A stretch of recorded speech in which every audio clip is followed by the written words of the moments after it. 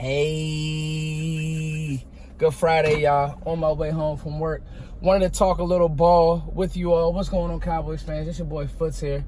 And I wanted to talk about, and I'm just going to jump right into it, the situation of free agency. And obviously, the Cowboys have not been big players in free agency. And, you know, days go by, maybe Landon Collins, maybe Earl Thomas. You see all these names. You see breaking news on ESPN, on NFL Network. And the fact of the matter is, the Dallas Cowboys just haven't been big players. So on this beautiful Friday afternoon, just got through getting a jog in. I'm going to go home. I'm going to make a smoothie. I'm still working on my post-combine, my post-free agency mock. Now I'm glad that I didn't put it out because there has been a lot more developments, so many more developments, rather, since the combine, and which is great. It's great for the league. All these trades, Odell to the Browns. I bet AB thought that he would upstage everybody, and then you have Le'Veon, the quote-unquote best running back in the NFL, who thought that he would have a bigger market, and he took, you know, only $1 million more guaranteed than what Pittsburgh offered. So good luck in New York with a second-year Sam Darnold and a bad roster. And on the topic of rosters, I wanted to get into this, Cowboys fans. I was speaking to Joe Rod. I was speaking to John G this morning, another Cowboys YouTuber. And I was speaking to my buddy Lou. And I was just thinking out loud to myself, all of these moves, you know, the Skins, Landon Collins, the Giants now have signed Golden Tate. They've obviously let go of Odell Beckham. And obviously they have the young stud that is Saquon Barkley. And then you have the Eagles. Now, the Eagles, I must admit, with the Malik Jackson, that's a sneaky pickup. Brandon Graham is a very good player. And then, obviously, they signed their tackle, Peters, to a one-year deal. But I don't think that any of these teams have gotten better. There's only really one team in free agency who I can honestly say has a better roster right now.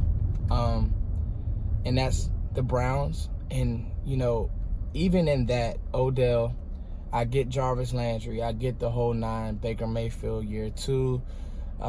They really drafted well. Really what they did was they knocked the draft out the park with Nick Chubb and Denzel Ward. They really hit that part of it. And John Dorsey has done a good job. But you just got to be careful putting a lot of these, you know, characters together. So anybody who, and let's dive into this for a reason. There has to be something more as to why the Giants would just, you know, give away Odell for a first and a third. I know they have a plan to rebuild. Obviously, Eli's not going to be there. I see a lot of things. Why would the Giants choose Eli over Odell? Listen, maybe AB, Antonio Brown, maybe he set the bar for what the Giants didn't want to have to deal with it with Odell. And, you know, maybe there was talks that, you know, and maybe, you know, last year Odell, they paid him, obviously. So there's going to be people watching this video, well, why would you pay him? You know, they got fooled. You drafted a player, you wanted to believe that he would change. A guy like Odell Beckham, as much as I love him, and I don't think that he's like T.O. in the sense that he's selfish. I just don't think that he's aware in the way he goes about things and his antics, how much that they can hurt a team. Now, here's the deal. Odell has a supreme amount of talent, and his numbers are out the roof. I just think that he needs to learn how to be a pro. You know, some of the interviews, the way you really have to learn how to be a pro. Enter Amari Cooper. Like, I have no problem paying Amari Cooper. He's not on Twitter. He's not, and that's not to say that you don't have to, like, you could be on Twitter. I want you to be a character. But he's not, you know, he's not a me guy. You just see it. You saw, and that's how I kind of know, like, okay, this John Gruden situation with the Raiders, like, good luck. You feel me? Because now I kind of see, okay, we got Amari Cooper in our building. He's not on Twitter. He's not on IG. He's coming to work. He's not, you know, everything, all accounts. You hear Michael Gallup raving about how much he's learning just by the way he works, just by the way he runs routes. That's, I mean, if I want a receiver, because we've seen in the league that you can win with maybe an Alshon Jeffrey in Philly versus a T.O. or Randy Moss. Obviously, Randy Moss, he went to that Super Bowl with the Patriots, and they should have won, really. But you get my point that you could win. Listen, what is Pittsburgh done with AB? So AB, he has blonde hair and this, that, and the third. And I thought it was funny. He had that blonde hair. He was showing out this, that, and the third. He get to that Oakland press conference, and everything looked cleaned up. Didn't have that blonde mustache there. But the whole point is, and the whole thing with with Antonio Brown and Carr, it just looks staged. Like all the Instagram videos, and guys, if you working, you working. Like, that's the thing that I did love about Dak and Coop. Coop just said, we just gonna link up. Like, sometimes all of these videos that you gotta post, that you look, guys, look at me. We're doing a workout video. Look, I'm at Derek Carr's house. Look. Like, dog, just be authentic. You feel me? But I just say all that to say, and piggyback into the East, all right? I know I went off on a little tangent because free agency is this crazy thing, and I see fans going crazy. My first thought was the Cowboys were not going to be in the same ballpark with Earl Thomas. We remember last year all the reports. There were a million reports. Earl Thomas. My first mind, I made a video last year. Go watch 10 reasons why the Cowboys would not sign Earl Thomas. It just is what it is. I knew that they would be apart on a number. I don't care how he went to go meet up with Jason Garrett. I don't care about any of that.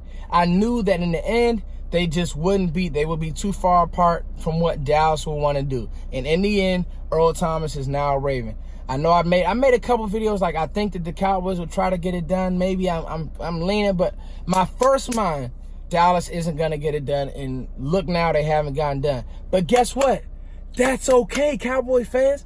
Like, yo, does Xavier Woods, is he gonna retire? Is his legs broken? Like, he can still develop. He's gonna be a third-year player now. He can still get better. Jeff Heath is the one who I'm kind of like, I think he's kind of maxed, all right? But can we still draft the safety? Yes, we can. Things can still happen. And so I don't want Cowboys fans to go so crazy. It's like, yo, we still have a lot of time to build this roster through the draft. What we do well, Leighton Vander Esch, an all-pro linebacker, somebody I was wrong about. Let's go out, let's go draft. Let's talk about these Redskins for a second. So, the Skins, they spent a bunch of money, way more than my liking, for Landon Collins. If you want Landon Collins, and now listen, now watch this, Cowboys fans. This is a Landon Collins who has been in this division. All right, so it's no like you got to go dig up tape on Landon Collins. All right, he's the same Landon Collins that has been in this division. Couldn't guard Jason Witten, couldn't really cover Cole Beasley over the middle. He's basically an extension of a linebacker, but the Skins throw a bunch of money at him. But guess what? I still don't think that the Skins have a better roster than the Cowboys. I put something on my Facebook, and it was like, it's so true. Guess what, Skins fans? Who's going to play corner? Who's going to cover Amari Cooper? He just put up 200 yards on you guys. Philly. Now, Malik Jackson, Brandon Graham, good players. I make no bones about that. But who's going to guard Amari Cooper? Who's going to guard an emerging, and yes, I'm going to say it, an emerging Michael Gallup? Cowboys fans. And I won't even mention the Giants. They're in rebuild mode to me. Cowboys fans. The Cowboys still have the best roster in the NFC East. Don't panic. Listen, sometimes because of the money, you can't go out and spend crazy. Good teams pay their own. They draft well, they pay their own. Baltimore, although they were this year, they're never really big players in free agency. Maybe a couple pieces. New England, Pittsburgh. All right, so it is what it is. Don't get nervous. Don't panic. The draft. Let's draft. I know we only have a second-round pick. You got your first-round pick in Amari Cooper, so you stole a great wide receiver. You still have the runner. To me, for my money, the best runner in the NFL. Ezekiel Elliott is the best runner in the NFL. You guys are going to see how Le'Veon Bell looks with no supporting cast. You guys are going to see how AB looks with Derek Carr and a John Gruden, who I've heard is very hard to play for. I.e., probably why Amari Cooper shut down, because, okay, what has John Gruden done in this league? Okay, so he's won with Tony Dungy's roster. I'm just saying, Cowboys fans, let's just wait and see. I still like our youth.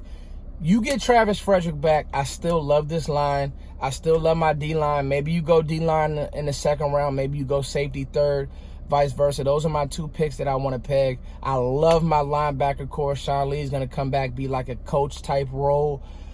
I still love this roster. I still think that we have the most talent in the NFC East. I still think that we win the NFC East. Now, maybe looking towards the Rams and it gets kind of dicey, but you know what? Jason Garrett, you got to find a way to win those games. All right, Cowboys fans, it's your boy Foots the King. Thank you for letting me rant, baby. Enjoy your weekend. Let's get it.